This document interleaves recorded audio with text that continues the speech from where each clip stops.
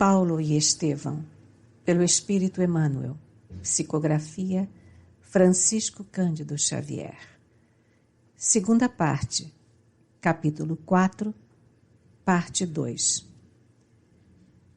Enquanto permaneceu na cidade, ambos se empenhavam diariamente em proveitosas palestras concernentes ao ensino de Jesus. Retomando aos poucos seu poder de argumentação, Saulo de Tarso não tardou a incutir no espírito de Lucas as mais sadias convicções. Desde a primeira entrevista, o hóspede de Antioquia não mais perdeu uma só daquelas assembleias simples e construtivas. Na véspera de partir, fez uma observação que modificaria para sempre a denominação dos discípulos do Evangelho. Barnabé havia terminado os comentários da noite quando o médico tomou a palavra para despedir-se. Falava emocionado e, por fim, considerou acertadamente. Irmãos, afastando-me de vós, levo o propósito de trabalhar pelo Mestre, empregando nisso todo o cabedal de minhas fracas forças. Não tenho dúvida alguma quanto à extensão deste movimento espiritual. Para mim, ele transformará o mundo inteiro. Entretanto, pondero a necessidade de imprimirmos a melhor expressão de unidade às suas manifestações. Quero referir-me aos títulos que nos identificam à comunidade. Não vejo na palavra caminho uma designação perfeita que traduza o nosso esforço. Os discípulos do Cristo são chamados viajores, peregrinos, caminheiros. Mas há viandantes e estiadas de todos os matizes. O mal tem igualmente os seus caminhos. Não seria mais justo chamarmos-nos cristãos uns aos outros? Este título nos recordará a presença do Mestre, nos dará energia em seu nome e caracterizará de modo perfeito as nossas atividades em concordância com os seus ensinos. A sugestão de Lucas foi aprovada com geral alegria. O próprio Barnabé abraçou-o enternecidamente, agradecendo o acertado alvitre que vinha satisfazer a certas aspirações da comunidade inteira. Saulo consolidou suas impressões excelentes a respeito daquela vocação superior que começava a exteriorizar-se. No dia seguinte, o novo convertido despediu-se do ex-rabino com lágrimas de reconhecimento. Partiria para a Grécia, mas fazia questão de lembrá-lo em todos os pormenores da nova tarefa. Da porta de sua tenda rústica, o ex-doutor da lei contemplou o vulto de Lucas até que desaparecesse ao longe, voltando ao tear de olhos úmidos. Gratamente emocionado, reconhecia que no trato do Evangelho aprendera a ser amigo fiel e dedicado. Cotejava os sentimentos de agora com as concepções mais antigas e verificava profundas diferenças. Outrora, suas relações se prendiam a conveniências sociais. Os afeiçoados vinham e seguiam, sem deixar grandes sinais em sua alma vibrátil. Agora, o coração renovara-se em Cristo Jesus, tornara-se mais sensível em contato com o divino.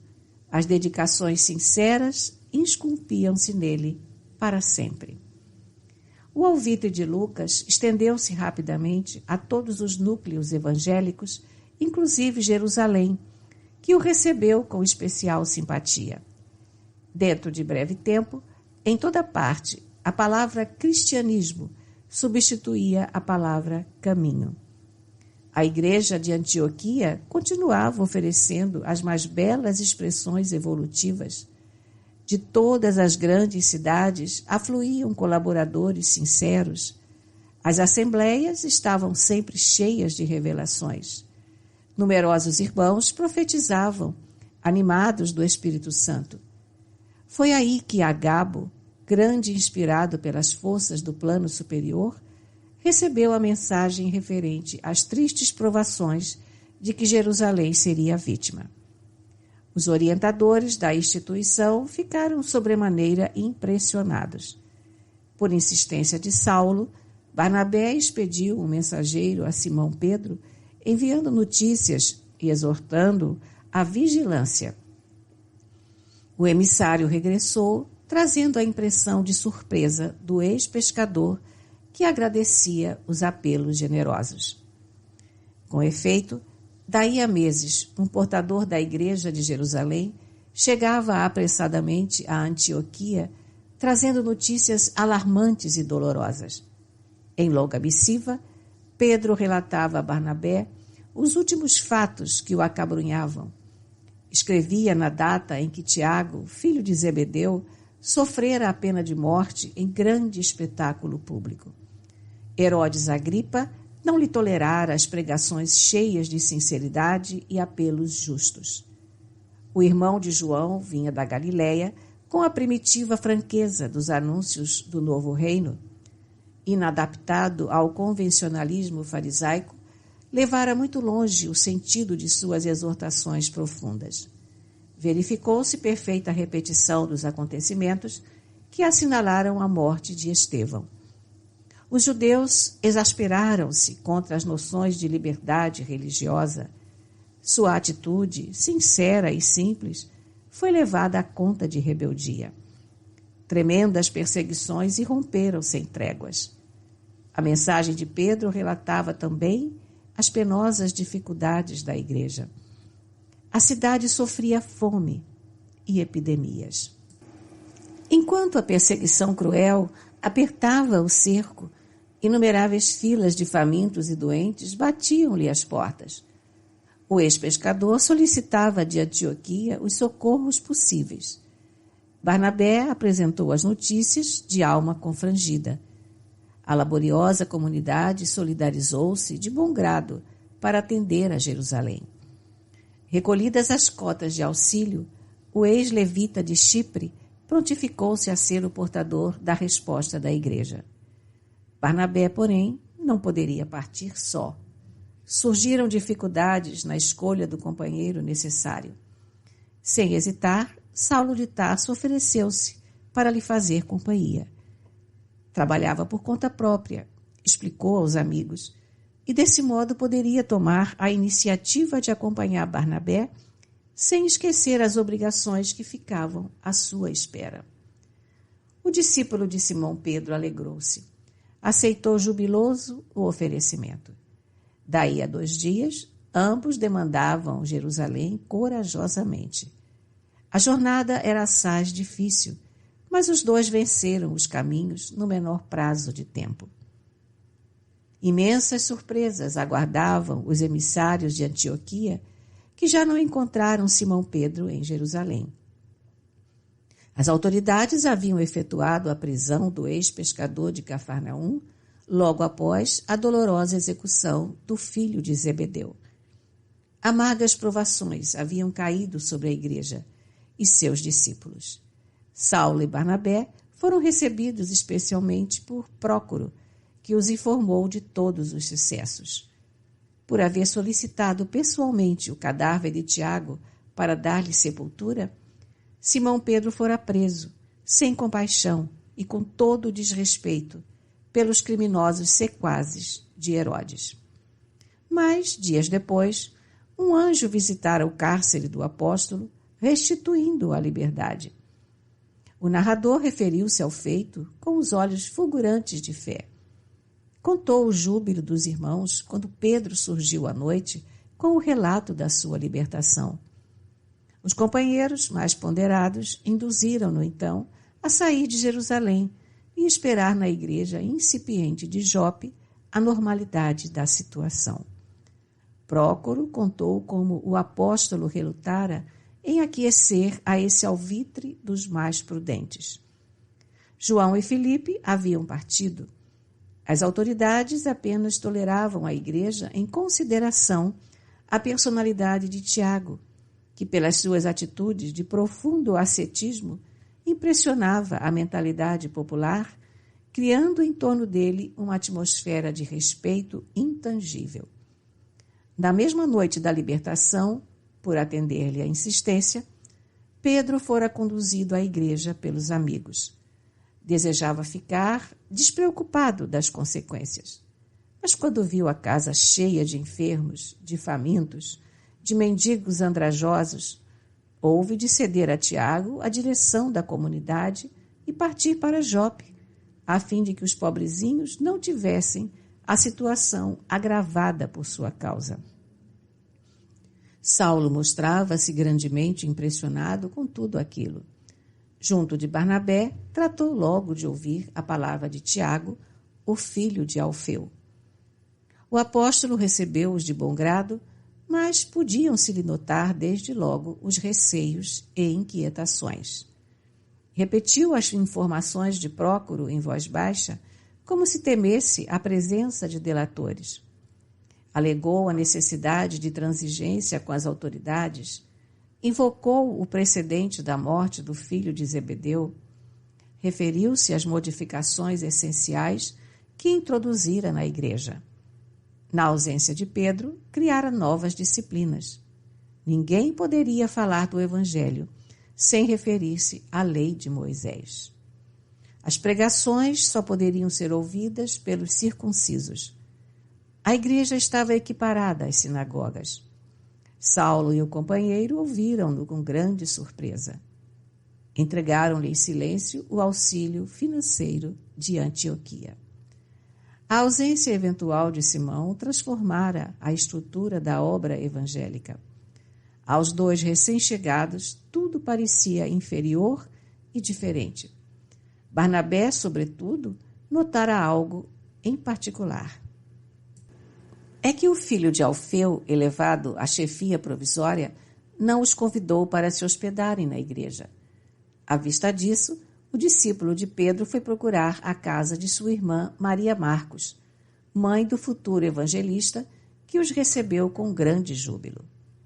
Saulo sentiu-se bem no ambiente de fraternidade pura e simples. Barnabé, por sua vez, reconheceu que a casa da irmã se tornara o ponto predileto dos irmãos mais dedicados ao Evangelho. Ali se reuniam à noite, às ocultas, como se a verdadeira igreja de Jerusalém houvesse transferido sua sede para um reduzido círculo familiar. Observando as assembleias íntimas do santuário doméstico, o ex-rabino recordou a primeira reunião de Damasco. Tudo era afabilidade, carinho, acolhimento. A mãe de João Marcos era uma das discípulas mais desassombradas e generosas. Reconhecendo as dificuldades dos irmãos de Jerusalém, não vacilara em colocar seus bens à disposição de todos os necessitados, nem hesitou em abrir as portas para que as reuniões evangélicas, em sua feição mais pura, não sofressem solução de continuidade. A palestra de Saulo impressionou-a vivamente. Seduziam-no, sobretudo, as descrições do ambiente fraternal da igreja antioquiana, cujas virtudes Barnabé não cessava de glosar instantemente. Maria expôs ao irmão o seu grande sonho. Queria dar o filho, ainda muito jovem, a Jesus. De há muito vinha preparando o menino para o apostolado. Todavia, Jerusalém afogava-se em lutas religiosas sem tréguas. As perseguições surgiam e ressurgiam.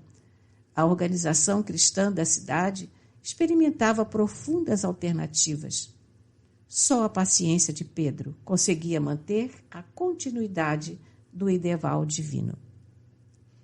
Não seria melhor que João Marcos se transferisse para Antioquia junto do tio? Barnabé não se opôs ao plano da irmã, entusiasmada. O jovem, a seu turno, seguia as conversações, mostrando-se satisfeito. Chamado a opinar, Saulo percebeu que os irmãos deliberavam sem consultar o interessado. O rapaz acompanhava os projetos, sempre jovial e sorridente. Foi aí que o ex-doutor da lei, profundo conhecedor da alma humana, desviou a palavra, procurando interessá-lo mais diretamente. João, disse bondosamente, sentes de fato verdadeira vocação para o ministério? Sem dúvida, confirmou o adolescente, algo perturbado. Mas como defines teus propósitos? Tornou a perguntar o ex-rabino. Penso que o ministério de Jesus é uma glória, respondeu um tanto acanhado, sob o exame daquele olhar ardente e inquiridor. Saulo refletiu um instante e sentenciou. Teus intuitos são louváveis, mas é preciso não esqueceres que a mínima expressão de glória mundana apenas chega após o serviço. Se assim acontece no mundo, que não será com o trabalho para o reino do Cristo, mesmo porque, na terra, todas as glórias passam e a de Jesus é eterna. O jovem anotou a observação e, embora desconcertado pela profundez dos conceitos, acrescentou: Sinto-me preparado para os labores do Evangelho. E, além disso, mamãe faz muito gosto que eu aprenda os melhores ensinamentos nesse sentido, a fim de tornar-me um pregador das verdades de Deus. Maria Marcos olhou o filho cheia de maternal orgulho. Saulo percebeu a situação. Teve um dito alegre e depois acentuou. Sim, as mães sempre nos desejam todas as glórias deste e do outro mundo. Por elas, nunca haveria homens perversos. Mas, no que nos diz respeito, convém lembrar as tradições evangélicas. Ainda ontem lembrei a generosa inquietação da esposa de Zebedeu, ansiosa pela glorificação dos filhinhos. Jesus lhe recebeu os anseios maternais, mas não deixou de lhe perguntar se os candidatos ao reino estavam devidamente preparados para beber do seu cálice. E ainda agora, vimos que o cálice reservado a Tiago continha vinagre tão amargo quanto o da cruz do Messias. Todos silenciaram, mas Saulo continuou em tom prazenteiro, modificando a impressão geral. Isto não quer dizer que devamos desanimar ante as dificuldades para aliciar as glórias legítimas do reino de Jesus. Os obstáculos renovam as forças. A finalidade divina deve representar nosso objetivo supremo. Se assim pensares, João, não duvido de teus futuros triunfos. Mãe e filho sorriram tranquilos.